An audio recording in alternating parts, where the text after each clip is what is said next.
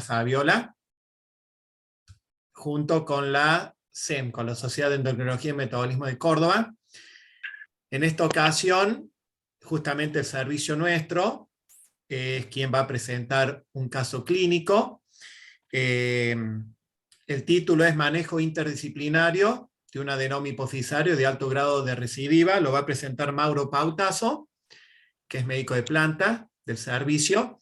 Y hemos invitado a la doctora Selina Bernard, que es del servicio de anatomía patológica, también de la clínica Reina Fabiola, sobre el tema marcadores tumorales hipofisarios, rol del KI como factor pronóstico, y también al doctor Emilio Mesano, del servicio de neurocirugía, con el tema cirugía hipofisaria transeptoefenoidal, posibilidad de reintervenciones. Así que muchas gracias a la doctora Celina, a Emilio, a Mauro, que aporte el caso, y a todos ustedes por nuevamente estar presentes en este Ateneo de discusión de casos clínicos. Simplemente decirles que el último Ateneo va a ser el miércoles 19 de octubre, así que ya aquellos que agendan las actividades ya lo pueden anotar en sus respectivos cuadernos, como se dice, o celulares. Bueno, Mauro, Bueno, largamos. gracias, Perdón, Eduardo. las preguntas Sí, después las tiran, las ponen en el chat, y ahí con Lorena Bertolino y yo las vamos a ir sacando y las vamos a ir diciendo. Así que bueno, perfecto. Mauro, cuando quieras. Bueno, muchas gracias. Gracias, Eduardo. Bueno, gracias a todos por estar esta noche.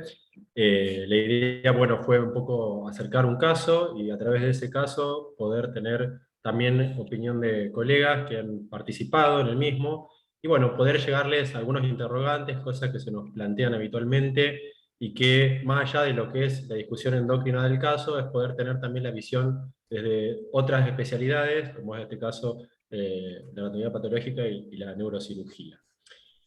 Para ir directamente al caso, vamos a ver si pasa esto, voy a hablar de un paciente de sexo masculino que él consulta en el año 2017, presentaba en ese momento 27 años de edad, tenía como antecedentes patológicos un hipotiroidismo del año 2015, tratado con levotiroxina, y tenía como profesión odontólogo. Es por eso que él nota desde hace un tiempo un crecimiento de las manos. Ese fue el motivo de consulta, el crecimiento de las manos y unas poliartralgias.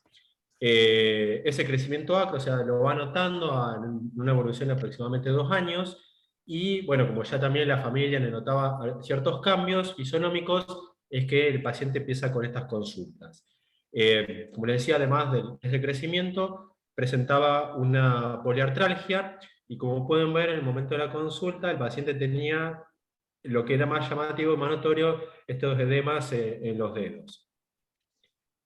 Cuando hacemos el primer valoración de laboratorio de inicio, obviamente ya sospechando por una posible acromegalia, porque los rangos eran bastante característicos, nos encontramos con un laboratorio en aquel momento con una IGF-1 elevada para los valores de referencia a la edad, que eran de un máximo de 200 para la edad, y con el resto de los ejes hipofisarios, en un primer momento, como ven acá en la primera evolución, se encontraba parcialmente indemne, una prolactina levemente elevada, quizás una T4 libre no adecuada para el nivel de TSH que presentaba en ese momento, un paciente que ya venía reemplazado con levotiroxina, y sí un cortisol que presentaba cierta duda, que se encontraba en 6,5.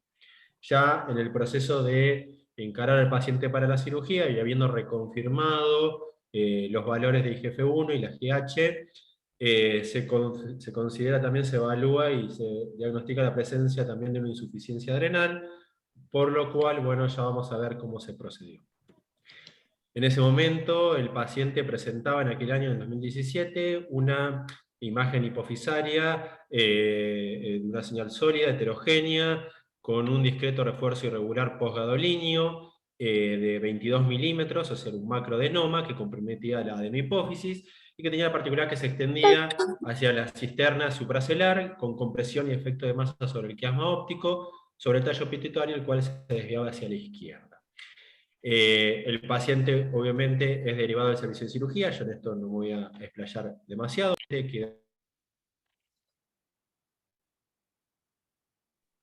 perdón que me habían silenciado, del doctor Emilio Mesano, pero sí podemos decir que el paciente había sido sustituido con hidrocortisona en el momento previo y durante y posterior a la cirugía, y que había cursado su postoperatorio en terapia intensiva sin demasiadas complicaciones para el momento, pero bueno, no voy a andar demasiado en ese tema. Si avanzamos, vamos a hablar que en el hallazgo anatomopatológico, y simplemente a modo de comentario, después también Celina nos puede dar algunos otros datos, vamos a ver que era un tumor que marcaba en ese momento para prola de manera focal y para GH de manera más marcada, más intensa. Sí tenía la particularidad de que tenía un índice de proliferación positivo del 20%, que fue algo bueno, que hemos hablado bastante con Celina en ese momento, que nos daba el diagnóstico, obviamente, de un adenoma mamosomatotropo, y que, de acuerdo a las características histomorfológicas del tumor y el índice de proliferación celular, sugiere una elevada tendencia a la recidiva local o al desarrollo de metástasis en su evolución. Obviamente, no era algo que uno ve habitualmente en un tumor hipofisario, que llamaba muchísimo la atención, y que bueno, esto llevó a una larga charla con el paciente, cuando uno discute las posibles alternativas postoperatorias del manejo. Obviamente que tenemos en consideración que era un paciente de 27 años en el momento. Hablamos de la radioterapia, hablamos de la posibilidad o no de reintervenciones en caso de que fuera necesario, hablamos del uso de fármacos también, y en ese momento, como todavía no era padre, no tenía idea de paternidad, y también ante estas posibilidades, en ese momento yo lo aconsejé de que hiciera una criopreservación de esperma, y a su vez también hablamos de la posibilidad de hacer un tratamiento empírico con análogo de la somatostatina y de la cabergolina, ya que era un tumor que marcaba para las dos entidades, de quizás hacer un tratamiento agresivo también postoperatorio. Como ustedes pueden ver, en el primer laboratorio del seguimiento, el paciente normaliza todo el eje somatotropo, o sea, normaliza el IGF-1, la función tiroidea también mejora, se hace más acorde a lo que podríamos uno sospechar para un paciente que venía reemplazado con levotiroxina, los niveles de prolactina mejoran también, el nivel de ACTH y de cortisol también mejora sin ningún tipo de reemplazo, y la función también gonadal, que había sido evaluada prequirúrgicamente, que estaba con una testosterona también muy al límite, que fue ese también uno de los motivos por el cual habíamos hablado del tema de criopreservar esperma, era porque no sabíamos con qué eje hipofisaria nos íbamos a encontrar en el postoperatorio, y más aún si después planeábamos hacer una radioterapia. En la primera resonancia de control se veía solamente una señal heterogénea hemática, informada como hemática, de 8 milímetros en el receso lateral derecho. Era una pequeña imagen que ya les voy a mostrar en la evolución, no fue modificándose en cuanto a sus características, y que, digamos, se fue manteniendo estable durante el tiempo.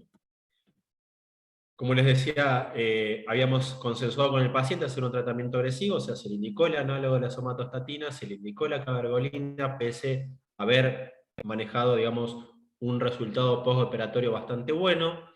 Se le plantó la radioterapia, el cual en ese momento, y debido a que habíamos logrado un buen resultado, se había decidido por el momento no realizar, pensando que quizás con una resección total del tumor y una cura. Como vemos, después del agregado de estos medicamentos, el paciente mantiene la indemnidad del eje somatotropo, obviamente la prolactina se suprime mucho más, el cortisol, que era el eje que por ahí nos presentaba alguna duda, se mantiene indemne.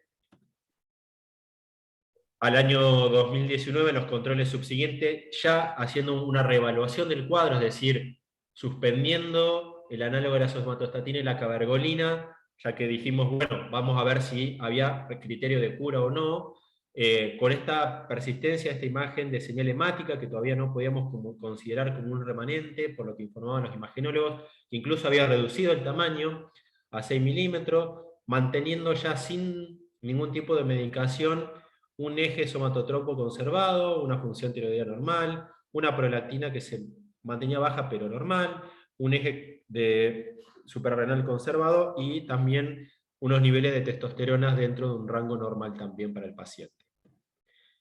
Ahora, ¿qué pasó? Vino la pandemia, se cortaron un poco los seguimientos, recién volvemos a entrar en contacto en el año 21, en el mes de abril, cuando le vuelvo a solicitar vía remota que se hiciera nuevos análisis, y ahí nos encontramos con que la IGF-1 había experimentado un cambio, había habido un aumento, con una prueba de tolerancia que suprimía ahí parcialmente, y con el resto de los ejes, como vemos, conservados, con una prueba normal, y una resonancia, la cual cambia un poco respecto a los informes anteriores, ya no habla tanto de esa señal hemática o resto hemático que se podía ver, sino que lo toma ya como una imagen hipocaptante, que ya tenía un cambio en la captación postgadolínea que no lo presentaba anteriormente, y que ya era evaluado como un posible remanente. Ante esta cuestión, se lo vuelve a derivar al paciente al servicio de cirugía, porque consideramos que todavía por la ubicación, que era sobre la base, y eso después Emilio nos va a poder explicar un poco mejor, todavía consideraba que tenía ya una posibilidad de un acceso quirúrgico. Se volvió a reintervenir el paciente, la anatomía patológica ya había obviamente mucho más tejido fibroconectivo, o sea, había tejido de cicatriz, pero había células, y esas células tenían todavía un porcentaje de proliferación elevado. Debido a este nuevo hallazgo, obviamente, y posterior a la cirugía, se valora el eje postquirúrgico, y con el agregado solamente el análogo, el agonista dopaminérgico, por esta captación previa que teníamos de prolactina. Postquirúrgico vuelve a normalizar el eje, mantiene indemnidad de los otros ejes, pero ya esta vez se le planteó la posibilidad de radiocirugía con el doctor Lucas Causas.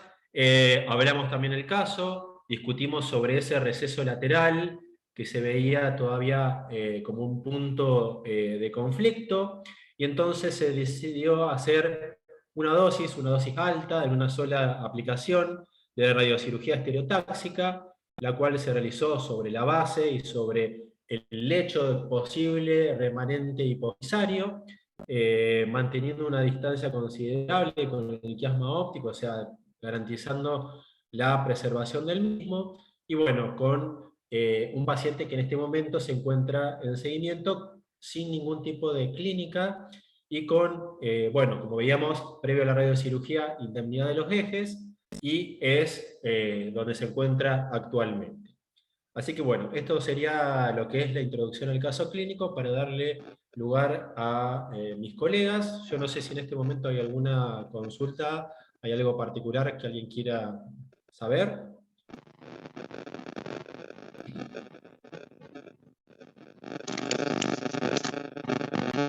No hay ninguna pregunta, Mauro, por lo Perdón, pronto. perdón, yo Sí, sí, una cosa. Analia. Diani. Con respecto al año de pandemia, ¿el paciente quedó sustituido con algo, con la levotiroxina y con hidro, o quedó sin nada? ¿Quedó No. Él parcialmente?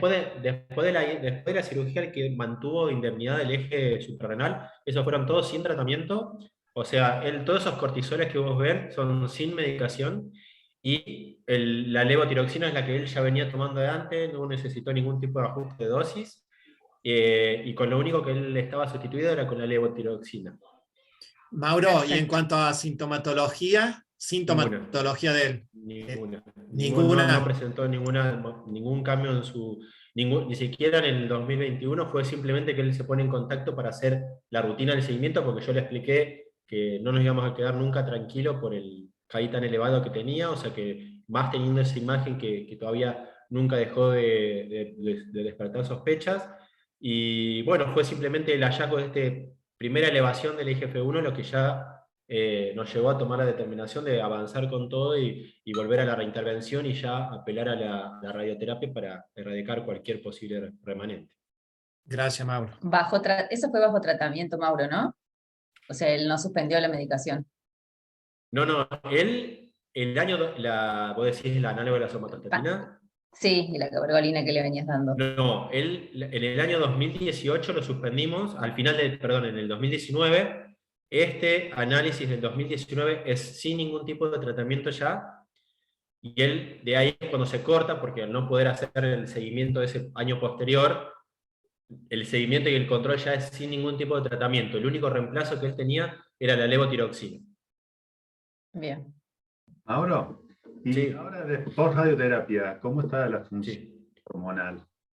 Tenemos el laboratorio que se lo tiene que hacer ahora. Él se hizo la radioterapia en febrero, después no volvió a control, yo me comuniqué con él porque él se mudó al sur, fue padre hace poco, y entonces yo me contacté a propósito de esto y ya tiene que estar haciéndose los estudios en estos días. Pero por lo menos venía sin ningún tipo de síntomas, nada. Igual es muy reciente, la verdad, que la radioterapia, o sea que uno no esperaría en principio por No hay cambios ningún tanto. cambio. Exactamente, tal cual. Bien. Yo dejo de Bueno. compartir ahí, entonces. No hay otra pregunta. Pero bueno. No hay más preguntas. Ahora a Celina le toca. Vale. Celina, entonces subí Bueno, tu presentación.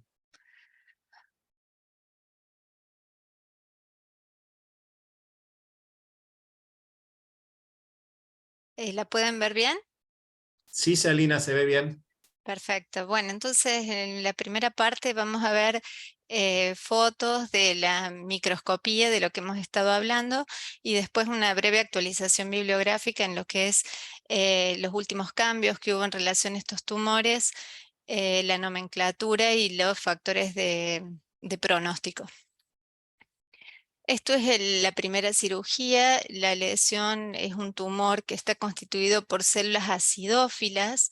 Se nota bien la línea del mamosomatotropo, digamos en general, tienen un citoplasma acidófilo. Lo que sí teníamos ya la histología que llamaba la atención, generalmente los adenomas hipofisarios suelen ser monomorfos. Tenemos células con macrocariosis, algunos núcleos bastante más grandes que otros, presencia de figuras de mitosis, esto es la cromatina dividiéndose, núcleos con cromatina laxa, nucleolo prominente, o sea, bastante variación en tamaño y morfología de la célula. La inmunomarcación en el tumor fue intensa, difusa, o sea, en todas las células, granular y citoplasmática para GH, prolactina focal en algunas células, en sectores con cierta disposición paranuclear. Esto es muy característico de la secreción de prolactina. Lo llamativo era el índice de proliferación celular, que en todos los fragmentos inclusive había acúmulos de células que ya estaban entrando en división. Si uno lo puede ver a mayor aumento, aproximadamente en este campo entran 100 células, y tenemos en algunos sectores más de 20 puntos, en otros hasta 15 o 20 puntos, o sea, un Ki-67 de 20%. Bueno, esta fue la segunda cirugía, el fragmento era realmente muy pequeño, tiene fenómenos de atriccionamiento que a veces son por la misma cirugía, fenómenos de compresión tisular, pero se podía ver bien la acidofilia de la lesión, es una lesión homogénea. Esto es el citoplasma de las células, granular y acidófilo, los núcleos tienen este aspecto como comprimido. Y bueno, y realmente el CAI se hizo de nuevo y pasó lo mismo. O sea, en menos de 100 células tenemos acá y ya tenemos casi 20 puntos. O sea que las características siguen siendo las mismas. Bueno, algunas de las modificaciones que se hicieron en la clasificación del 2017, estábamos muy acostumbrados a usar el término adenoma productor de hormona, eso se sugirió cambiarlo por la designación tropo, es decir, tumores lactotropos, somatotropos o corticotropos, para subrayar lo que es la diferenciación y regulación hormonal. El grado histológico, que es algo de lo que se habla mucho, porque en realidad el grado histológico en todos los tumores se trata de marcar y tiene que ver con cuánta atipia yo encuentro en la microscopía y cuánto se puede proyectar eso a la clínica. En estos tumores no hay actualmente un sistema de graduación formal. Lo que teníamos en el 2004, que eran 3 grados, o sea, el grado 1 para el adenoma atípico, típico, perdón, el grado 2 para el adenoma atípico y el grado 3 para el carcinoma. siendo que se consideraba un adenoma atípico los tumores que tenían un índice de proliferación superior a 3 con una inmunoreactividad difusa para P53. Este término se descartó porque no se encontró en todos los estudios que se hicieron correlación entre el diagnóstico histológico que podíamos hacer nosotros al comportamiento clínico que se veía con posterioridad. Entonces nos quedó solo el término adenoma y carcinoma. Se enfatizó mucho estos últimos años el rol de la inmunistoquímica. Ustedes van a ver en los informes que la positividad de las hormonas se tiene que informar si esto es focal, si es difuso, si los gránulos son en tinciones fuertes o débiles, que eso habla de cantidad de gránulos. Las citoqueratinas, que aparecen sobre todo para los somato y los corticotropos, que no se hacen de rutina, pero se deberían empezar a estudiar para buscar filamentos intermedios. Todo esto genera aproximación a la ultraestructura y mejora la subtipificación de los tumores. Y bueno, aparece obviamente, se incrementa el número de marcadores y aparecen los factores nucleares linaje específicos, que se incorporan para el diagnóstico de los adenomas nulos, no solo la negatividad de hormonas, sino de estos factores de transcripción. Bueno, como dijimos, entonces se mejora la aproximación diagnóstica a la subtipificación y aparecen subtipos de alto riesgo. Y se incluyen otros parámetros de significancia pronóstica en relación a la presentación clínica, o sea, aparecen los adenomas silentes, es decir, si el adenoma es funcionante, no es funcionante o si es silente. No hay clínica, pero se expresa el gránulo de secreción en la anatomía patológica. El tamaño tumoral, la presencia de invasión, que en general está relacionada al tamaño. Y bueno, se expresa al no haber grado histológico, el único grado evaluable que tenemos para estos tumores es el que se puede ver en las imágenes, que tiene que ver con la invasión y la extensión del tumor. Los factores histológicos, pronóstico predictivos, vamos a empezar diciendo esto. La verdad que no es muy alentador, pero no hay ningún marcador que nos muestre progresión a malignidad y que esté bien establecido. Ninguno de ellos, con uno solo uno no puede decir este tumor va a progresar a una forma maligna. Ninguno de los parámetros histológicos que vamos a mencionar ahora aislados ha demostrado ser confiable para predecir comportamiento. De todas formas, es difícil estudiarlos porque estos tumores que son clínicamente agresivos, por ahí no están en general bien definidos, tampoco así su prevalencia, entonces es difícil estudiar estos grupos. En general, los tumores agresivos tienen un fenotipo benigno, o sea, histológicamente los vemos con poca agresividad, pero la actividad biológica es la que se comporta de manera más intermedia, y que está dada por la alta tasa de proliferación celular, el crecimiento localmente agresivo, la invasión a los tejidos y la posibilidad de recidivar. La invasión histológica es uno de los elementos que nosotros medimos para ver comportamiento tumoral, porque puede estar asociado a tumor residual y a crecimiento posterior. El involucro de hueso en relación al piso de la silla turca, si hay dura madre o si hay epitelio respiratorio para el seno efenoidal. Acá tenemos infiltración de dura madre, compromiso del hueso y tumor en la submucosa respiratoria del seno. Los subtipos histológicos se les ha dado mucha importancia. Es otro de los factores que agrega WHO 2017 como factores o de adenomas de posibilidad de riesgo, porque tienen mayor tendencia a la recurrencia y refractariedad de tratamiento. Están definidos no solo por la morfología, la inmunistoquímica, sino la presentación clínica. Acá entra también la funcionalidad de estos tumores. Bueno, son el adenoma somatotropo escasamente granulado, el corticotropo silente, el de células de Krug, plurihormonal PIT1 y el lactotropo en hombres. El índice de proliferación celular o KI67. Sabemos que es un marcador que expresa en porcentaje la fracción de células que se dividen en un momento, por lo tanto nos habla de crecimiento tumoral. El KI elevado está asociado a posibilidad de recurrencia. Eso se ha estudiado, es una de las cosas que se dice en todos los libros.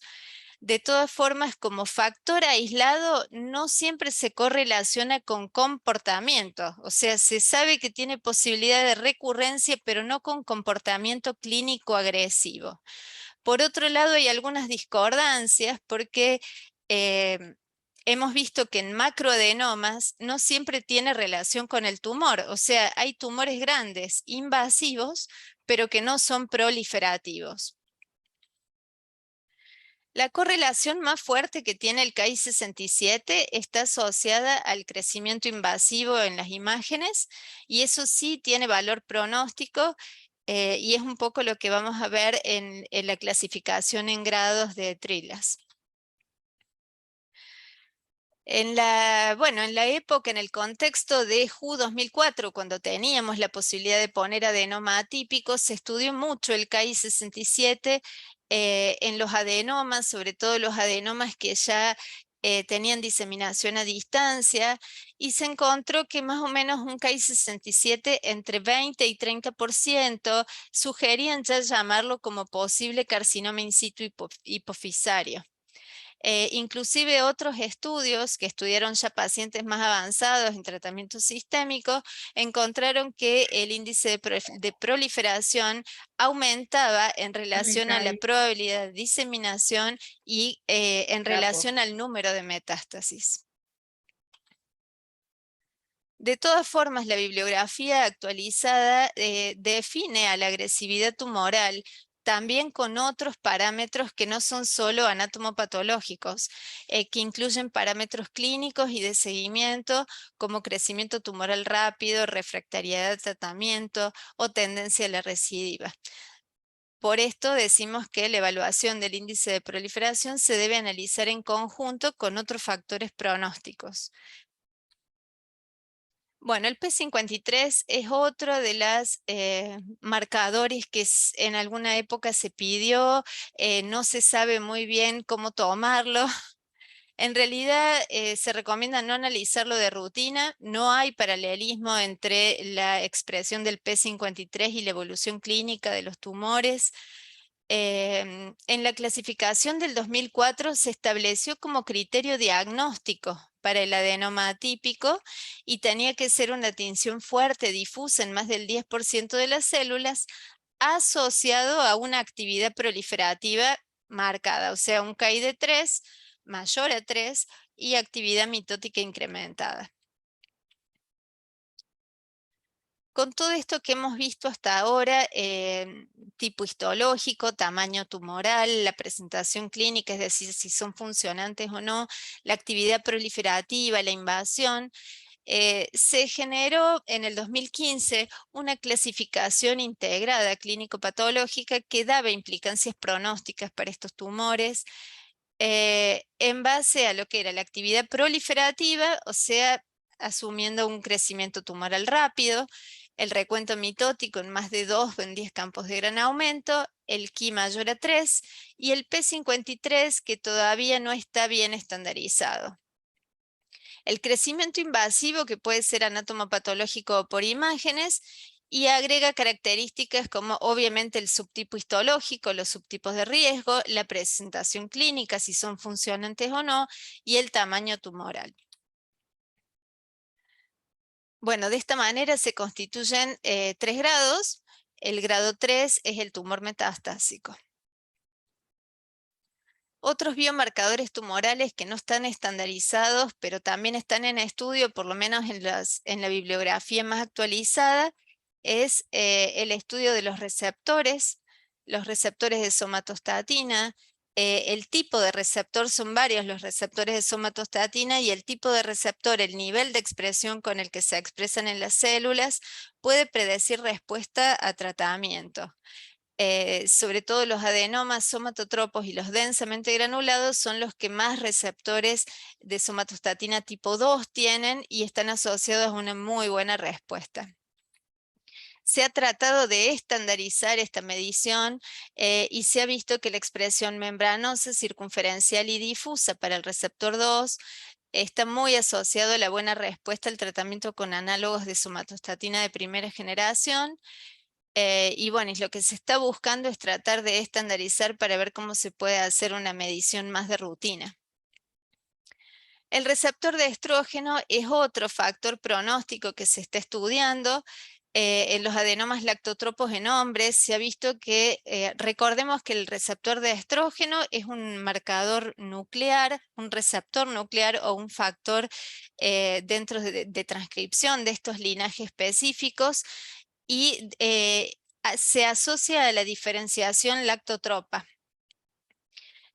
Los adenomas lactotropos en hombres generalmente los expresan en niveles bajos y eso habla de un menor grado de diferenciación y también está asociado a mal pronóstico, o sea que es una de los elementos que también se está impulsando la evaluación del uso rutinario de la expresión del receptor de estrógeno en los lactotropos, porque de ser negativo o bajo debería considerarse como de mal pronóstico.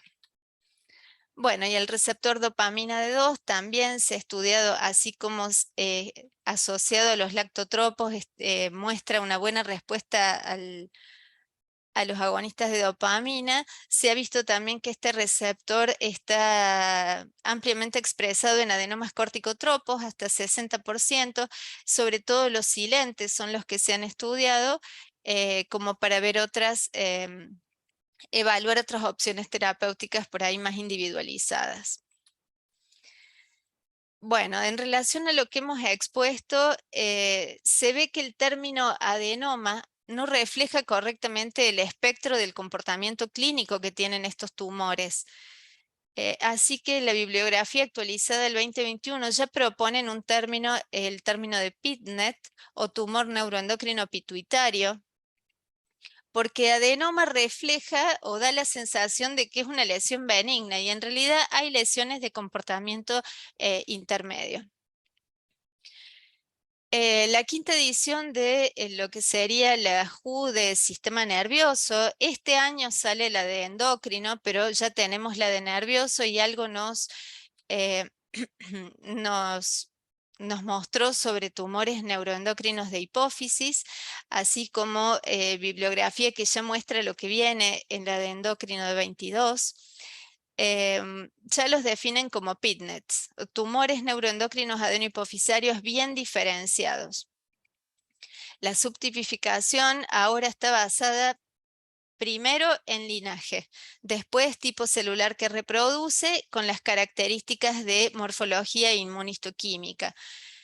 Prioriza entonces el uso rutinario de los factores de transcripción, probablemente esto de a poco nos vamos a tener que ir acostumbrando, sobre todo para el diagnóstico de células nulas, y también para evaluar lesiones plurihormonales o sincrónicas.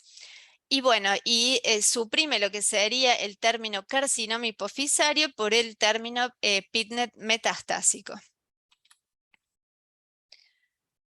Esto es la clasificación 2022 de los tumores neuroendocrinos de glándula pituitaria. Los divide entonces por familias de linaje. El linaje PIT1 para los somato, lactotirotropos y los mixtos plurihormonales. El TPIT para los corticotropos y el SF1 para los gonadotropos. Un poco más de lo que hablábamos, los que son indiferenciados son los nulos y después la diferenciación en linajes. Para los TPIT para los córticos, PIT1 somatolactotiro y el SF1 para los gonadotropos. Bueno, en nuestro paciente entra lo que sería en la nueva clasificación como un plurihormonal PIT1 positivo. Acá están los mamos somatotropos. En realidad, lo que nos falta para hacer el diagnóstico correcto, porque debería coexpresar GH y prola, pero tener el estrógeno, que es el marcador del linaje lactotropo. O sea, además del PIT1 deberíamos tener el estrógeno como para realmente rotularlo con ese nombre.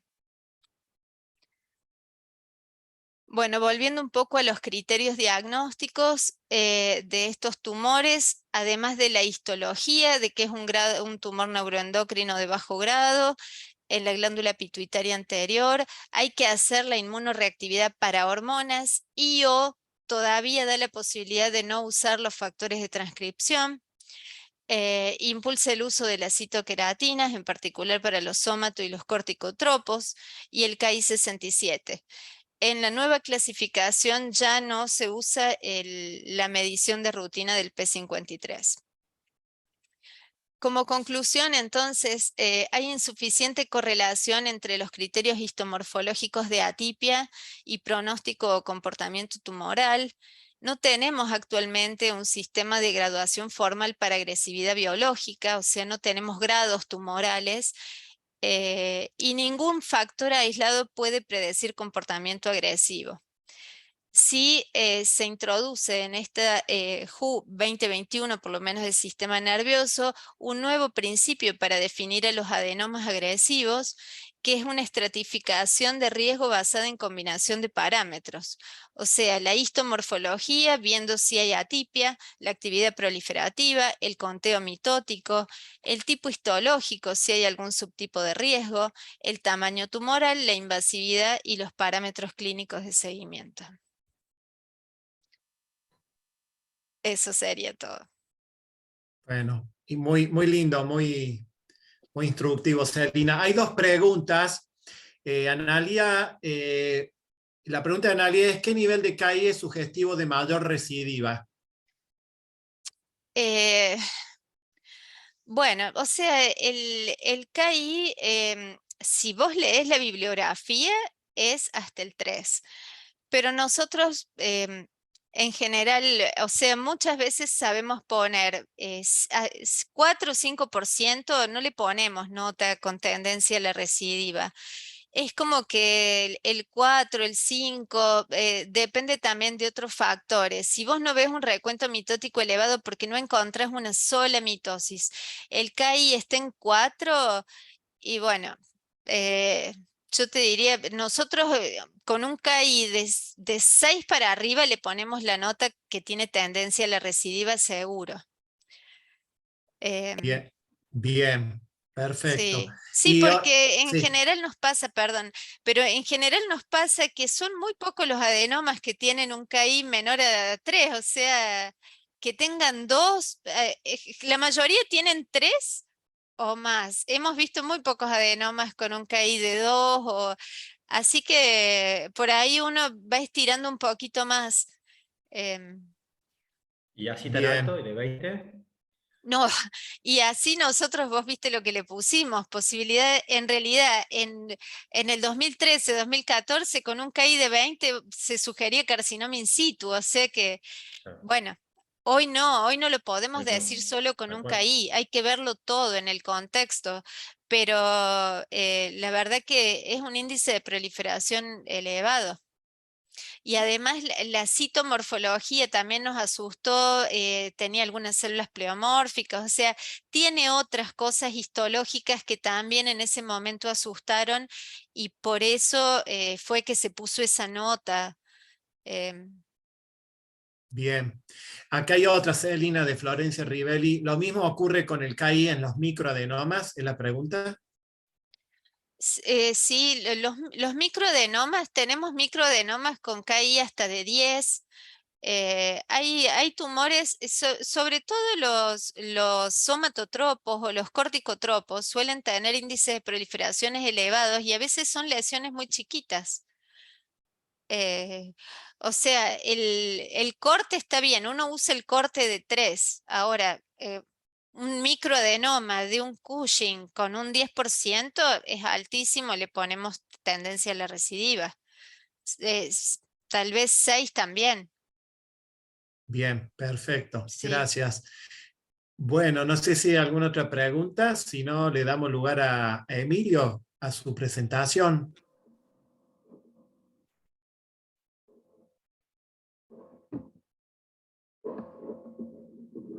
Bueno, Celina nos cambió la bocha todo constantemente. Vamos a ver qué hacemos.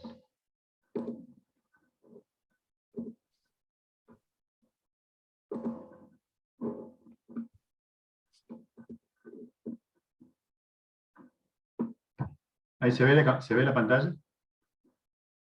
Sí. Sí, Perfecto. Bueno, buenísimo, buenas noches a todos. Bueno, yo soy Emilio Mesano, soy del Servicio de Neurocirugía de la Reina Fabiola. Y como bueno, bien dijo Mauro, participamos de este caso que presentó hace un ratito. Y bueno, yo creo que voy a mostrar primero la primera parte, que es la cirugía, la primera que hice en 2017, a final de 2017. Y le quedo debiendo la otra cirugía, porque generalmente grabamos todas las cirugías, pero esa no sé qué pasó ese día y no la grabamos, así que se voy a tener que contarnos. Pero viendo cómo es la primera cirugía, como la primera cirugía, digamos, con un tejido sano, yo le voy a ir después marcando cuáles son las diferencias en una reintervención, ¿sí? Y todos los desafíos que plantea. Bueno, y también vamos a hablar un poquito en realidad de la visión de neurocirugía, cómo es el manejo en la recidiva de estos tumores de hipófisis. Esta es la imagen del paciente que presentó Mauro. Bueno, voy a presentar solamente las imágenes, ella toda la parte funcional ya la presentó Mauro muy bien. Y esta es la imagen que se vio en la primera resonancia, ¿no? Estamos viendo un macroadenoma que está como contenido, digamos, dentro del diafragma, tiene una gran extensión, digamos, una gran compresión hacia supracelular, pero sin perforar el diafragma. Acá vemos en este corte coronal una parte del tallo pituitario, cómo se va la glándula suponemos que se va hacia la izquierda porque no se ve realmente la glándula, suponemos que esta es la minita que está acá, y esto es el quiasma óptico, vemos cómo está comprimido, desplazado hacia arriba, y en este corte sagital, cómo vemos que está en contacto, digamos, directamente con el tumor. Las imágenes nos aproximan un poco para saber qué consistencia tiene este tumor. Cuando se lo ve así tan homogéneo, la verdad que nos alienta que es un tumor más bien blando, ¿no? Blando, aspirable, que se puede despegar fácil, incluso caer. No se ve ningún contenido, por ejemplo, hemorrágico, necrótico o algún otro detalle que nos avise que nos va a hacer renegar mucho. Pero de todas formas, ¿viste? Como en todos lados siempre nos damos la sorpresa una vez que abrimos. Con esta resonancia y con toda la clínica del paciente, hemos decidido en conjunto de hacer una cirugía. Hicimos la cirugía por vía endoscópica, endonasal, fue en diciembre del 2017. Bueno, acá presento un poquito las mismas imágenes, vamos a adelantar para no aburrir tanto. Nosotros entramos por la nariz. Nuestra forma de trabajo es, trabajamos por las dos narinas, junto con el equipo de RL que nos hace el abordaje para practicar muy bien la parte, sobre todo mantener la parte funcional de la nariz, ¿no? Lo que se sacó recién fue el cornete medio. Lo que ahora se está tallando un flap, que es un colgajo que mantiene el pedículo, ¿sí? El pedículo que viene desde acá, que es la irrigación de la esfenopalatina, por si necesitamos después hacer una reparación si hay una pérdida de líquido cefalorraquídeo.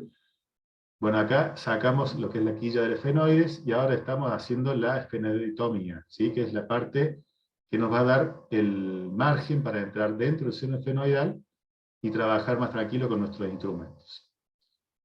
Ahí lo que vemos, vamos a poner un poquito de pausa, el ORL, o sea, el doctor Pegoraro en este momento me está teniendo la cámara, ¿sí? Que lee el endoscopio.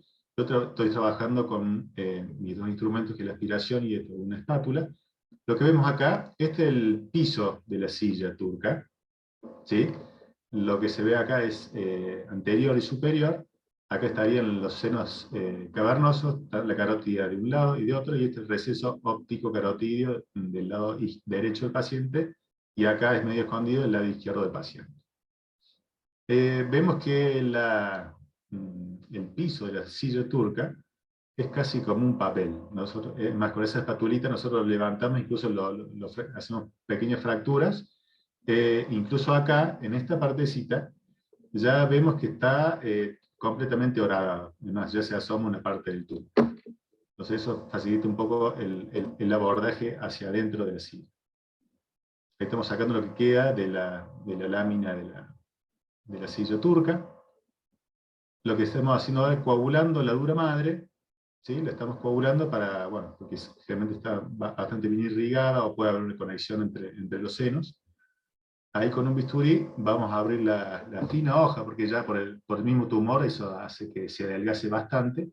Y lo que se ve ahí ya es la salida de un material bien blanquecino, con escasa hemorragia. Eso ya es tumor, ¿sí? Ya les voy a mostrar cómo es el contenido de la glándula, como para diferenciar. Ahí rutinariamente sacamos muestra y empezamos, es un tumor que es aspirable.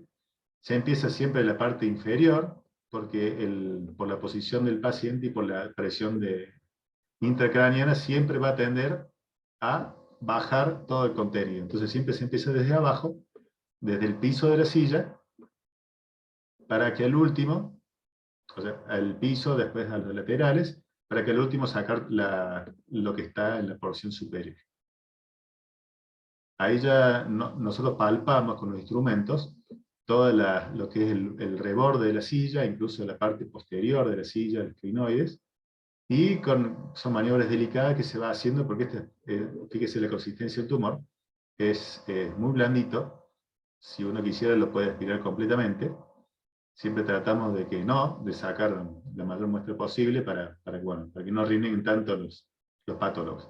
Ahí giramos el endoscopio y estamos viendo hacia arriba, toda esta parte y la parte superior.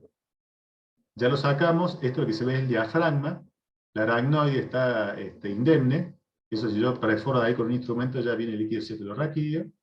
Lo que vemos allá al fondo es el tallo de la hipófisis, que está metida hacia el lado izquierdo, ¿sí? de lo que es la silla, y de un lado tenemos el seno cavernoso, y de este lado, bueno, pusimos un cotonoide, que es como si fuera un algodón. Bueno, acá estamos viendo el seno cavernoso del lado derecho del paciente, atrás de eso está la carótida. Siempre revisamos todas las paredes, esto es hueso ya, la parte del piso y el fondo de la silla. Acá arriba el aracnoides, y revisamos completamente cada uno de los ángulos. Esto para mostrarle que es todo un vaciamiento que se llama dentro de la pseudocápsula que genera estos tumores, y revisamos cada uno de los rincones, el endoscopio nos permite ver, para ver que no haya ningún tipo de lesión pegada o adherida a diferentes estructuras. Ustedes vieron, bueno, que se vio todo limpio, no se ve ningún tipo de resto. Ahora metemos agentes hemostáticos, porque bueno, siempre queda un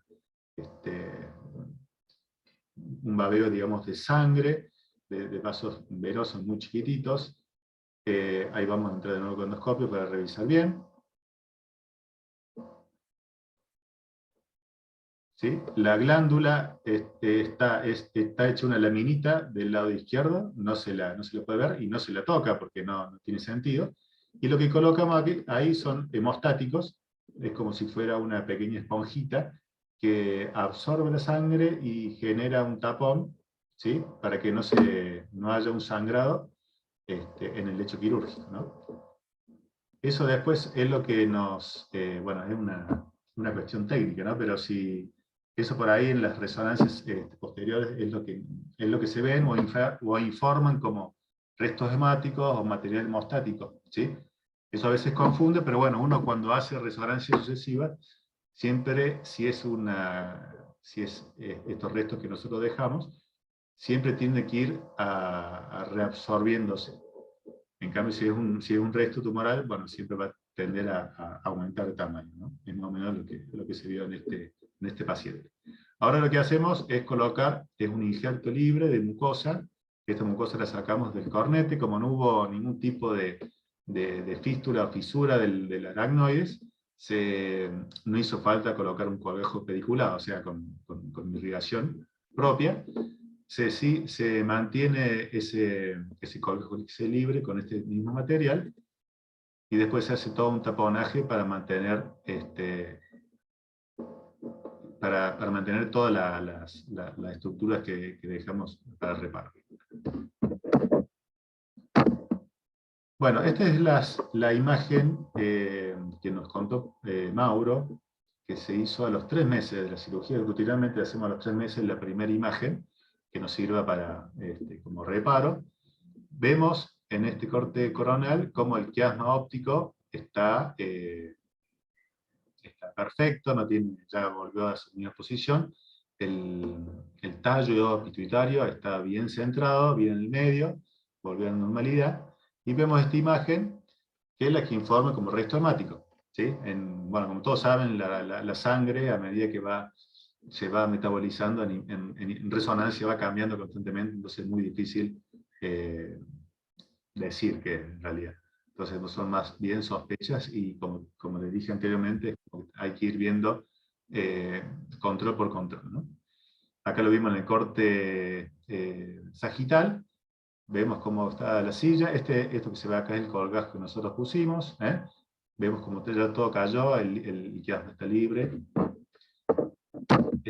Y esta es bueno, como dijo Mauro, los 2 años de pandemia que no se presentó el paciente. Este es el control que se hizo en abril 2021, ya con las hormonas alteradas, como contó Mauro.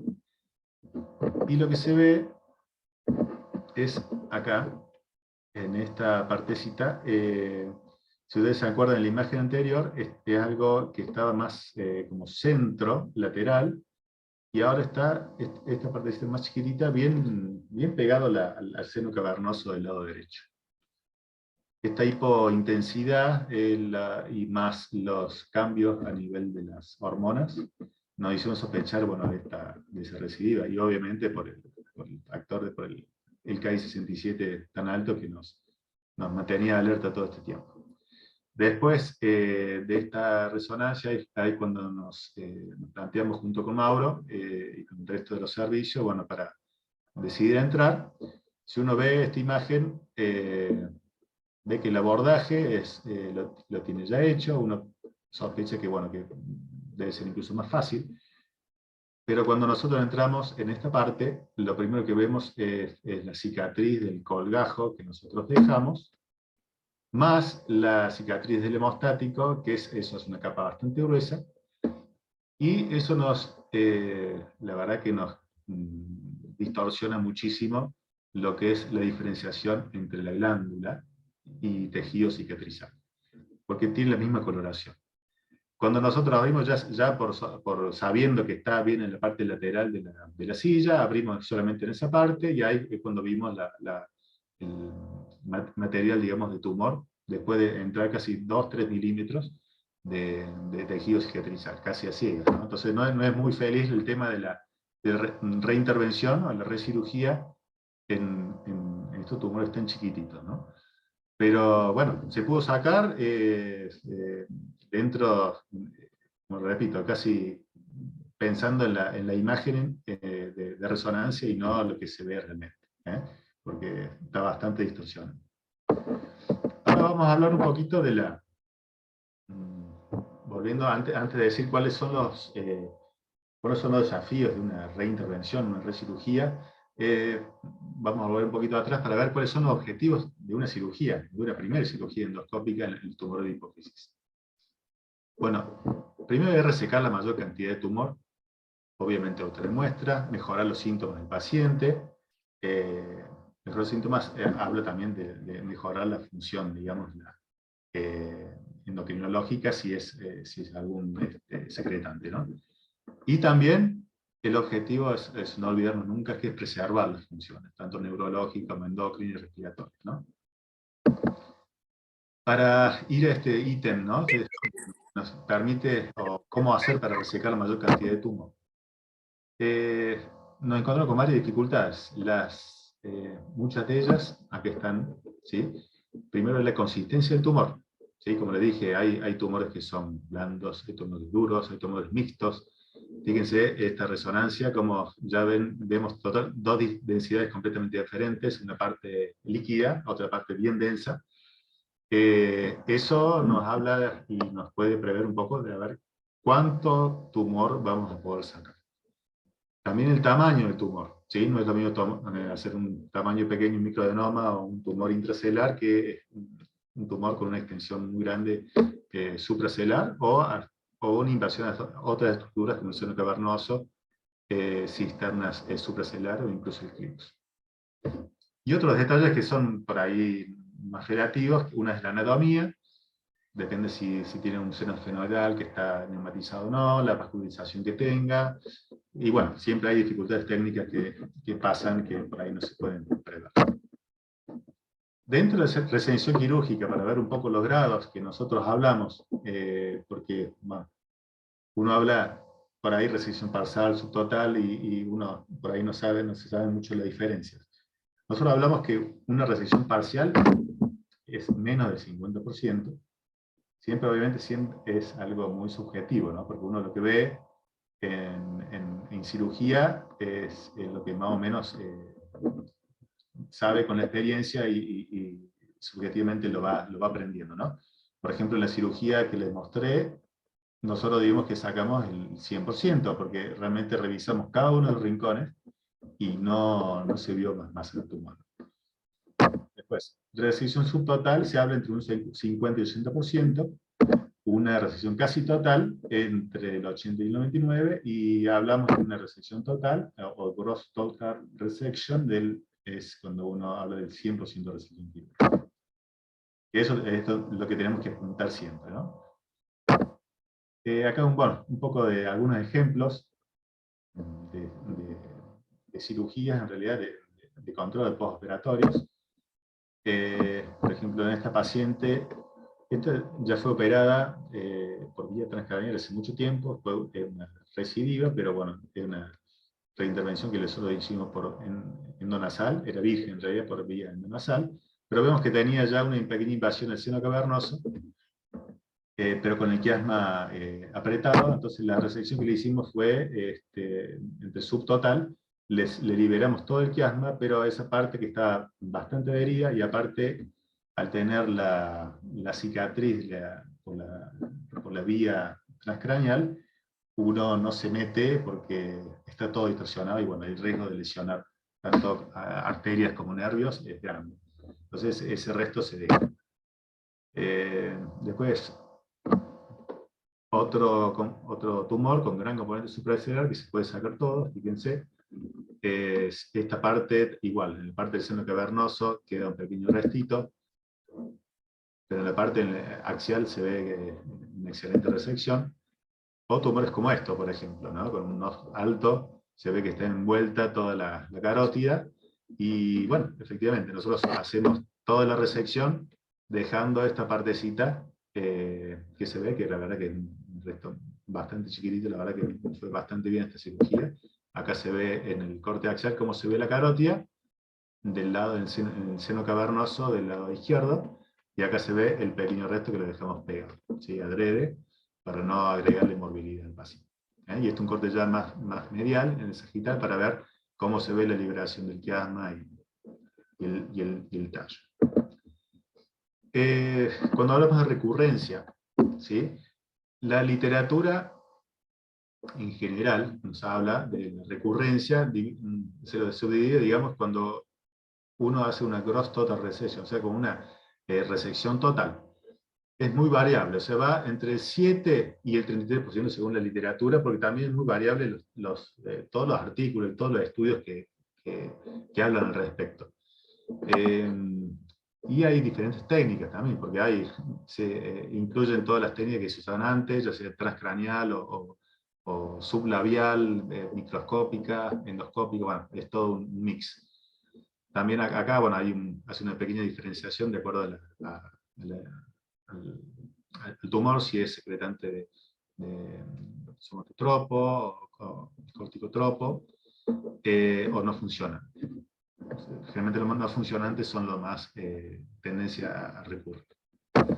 Y la recurrencia, si la resección fue subtotal, en la literatura habla de también muy variable, pero llega hasta incluso hasta el 75%.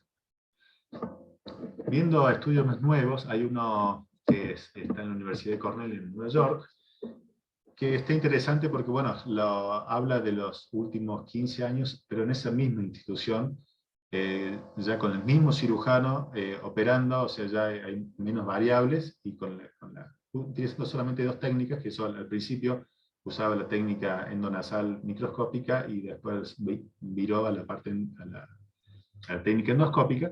Pero bueno, en este mismo estudio, estudiaron, digamos, que la recurrencia entre 5 y 10 años con la resección total es casi del 5%.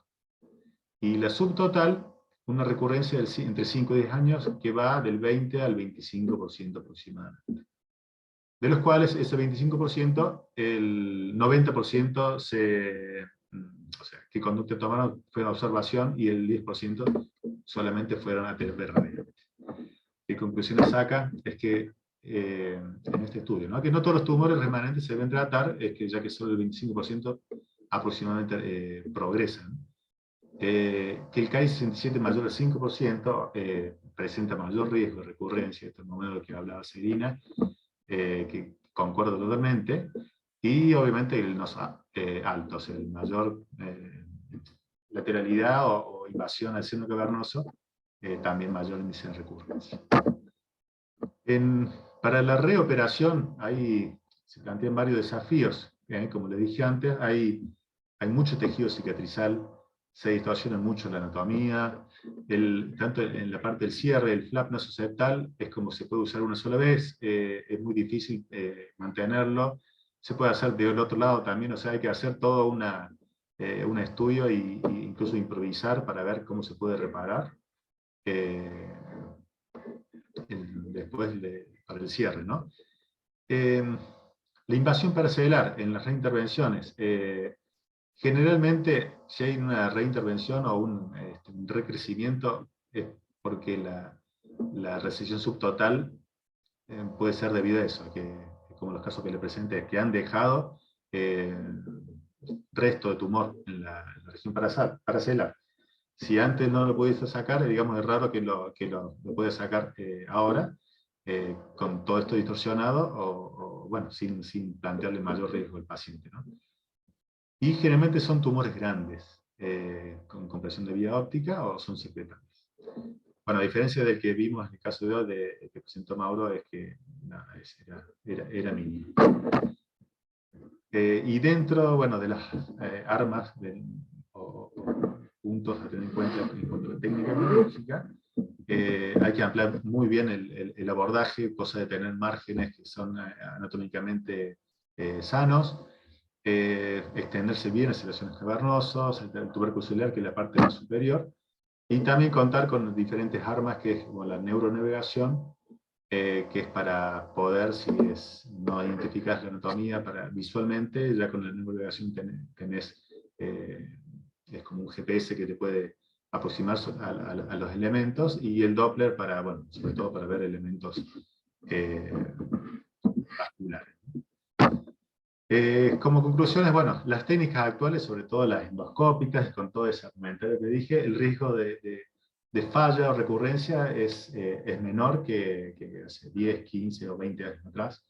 La reoperación es segura y efectiva, y obviamente en los casos seleccionados y abordados en un equipo multidisciplinario, ¿no? Porque no... si este paciente, por ejemplo, me hubiera venido a mí con esa lesión, la verdad que no, yo no le hubiera propuesto una cirugía de entrada, pero discutiéndolo un poco con la gente de imágenes, con Mauro, decidimos que sí, por ahí era lo mejor. Igual también el tema de la terapia radiante posterior, ¿no? Así que, bueno, nada, esas son las conclusiones. Muchas gracias. Bueno, gracias, Emilio. Muy interesante. ¿Alguna pregunta para Emilio o para Celina o para Mauro.